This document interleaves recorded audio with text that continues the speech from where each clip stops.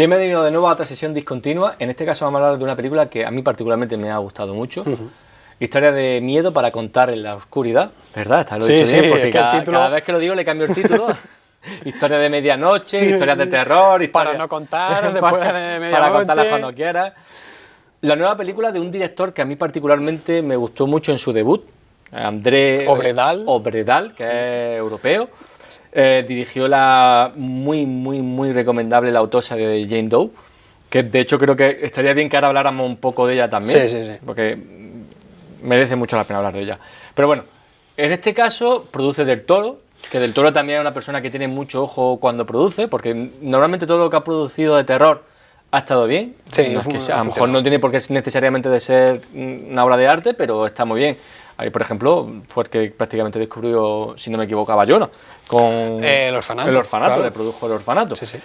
Y ahora, bueno, pues produce esta segunda película del director, que se basa en una serie de relatos, ¿verdad? Sí. Y ahí nos va a hablar tú un poquito de esos relatos.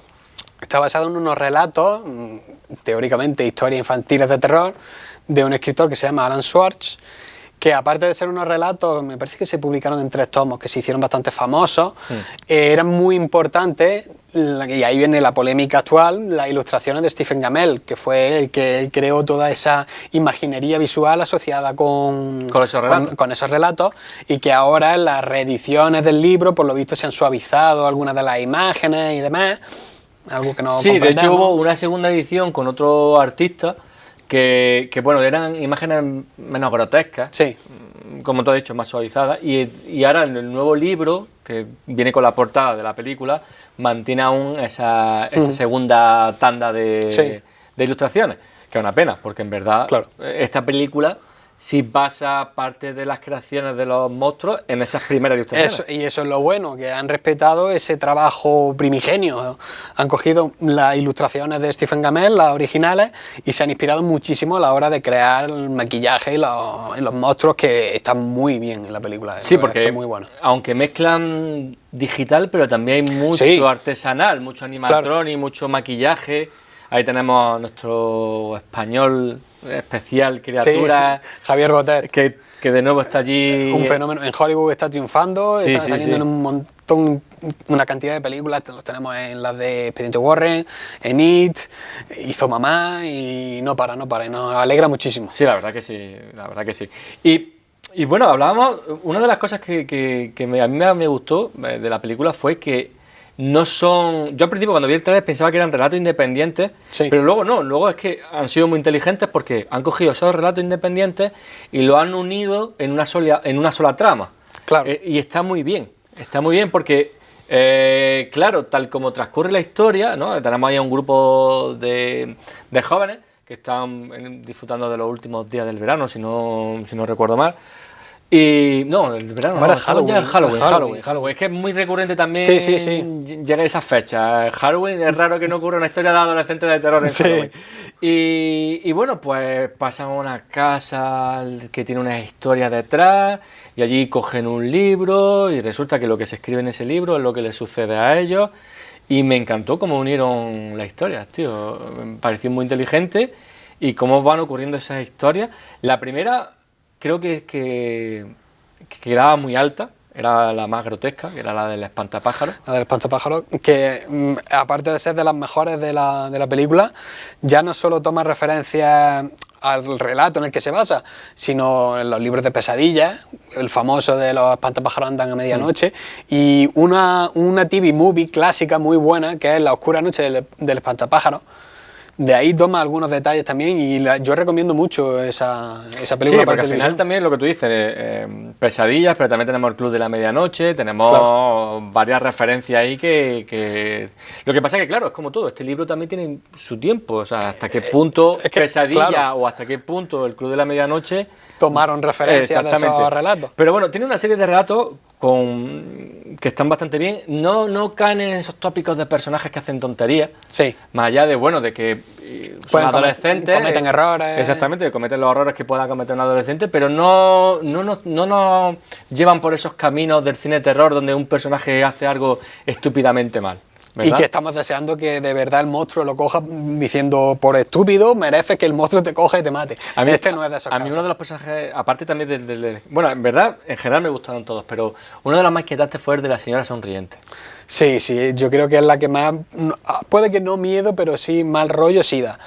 Además, rompen los tópicos adheridos a la típica persecución de, me sigue el monstruo, está aquí, y esa manera de crear un cerco, la verdad es que inquieta muchísimo y transmite mucha impotencia, está muy bien rodado. Y luego ya, prácticamente las dos últimas, sobre todo la de ese monstruo hecho por trozos, estaba genial el diseño. Los efectos de sonido, el diseño del personaje. Y cuando aparece a lo grande. Sí. La verdad que, en general, es una película que lo hablábamos también antes.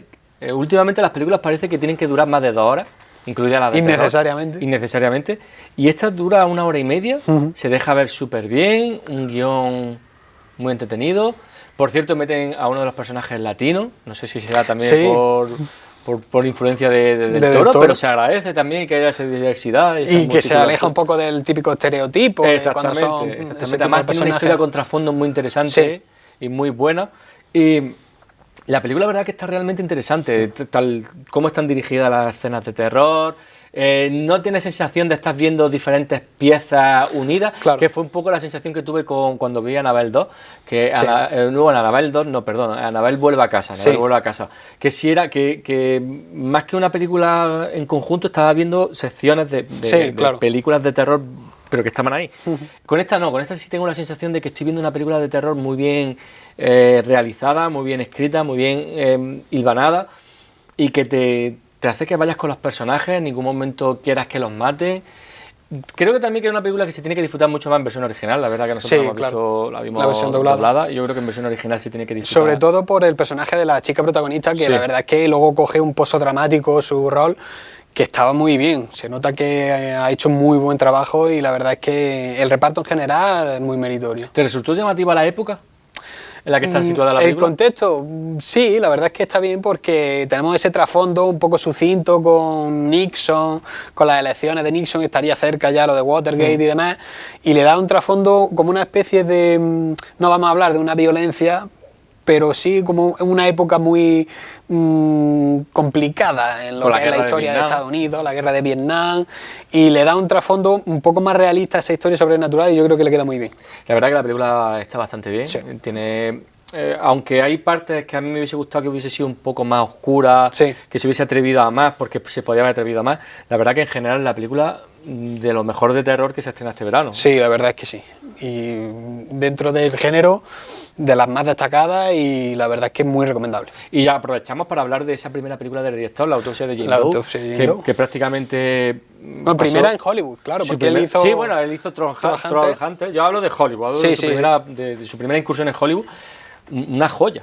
La verdad es que es muy buena película, muy recuperable. Empieza con una película de intriga, misterio, con un asesinato. Empieza genial y poco a poco el terror va siendo progresivo hasta que nos encontramos directamente en una película de terror. Es verdad que prácticamente se podría decir que hay dos partes diferentes de esa película. Está la película de intriga, de misterio, oscura. Centrada en la morgue, con los trabajadores y demás, y luego ese cambio de tono que tiene, que vira hacia otro sitio completamente distinto. Casi mejor la primera parte. Sí, la verdad es que está rodada de manera más minimalista, con mucho más cuidado, pero aún así luego cuando explota el terror más puro sigue funcionando muy bien la película. La verdad que se puede decir que el director a fecha de hoy tiene 3 películas buenas, porque yo recomiendo también que vea a la gente Trollhunter, porque es una película como es una especie de documental en el que hablan de la mitología fantástica y está muy bien. Hasta ahora 3 de 3. Sí, hasta ahora 3 de 3.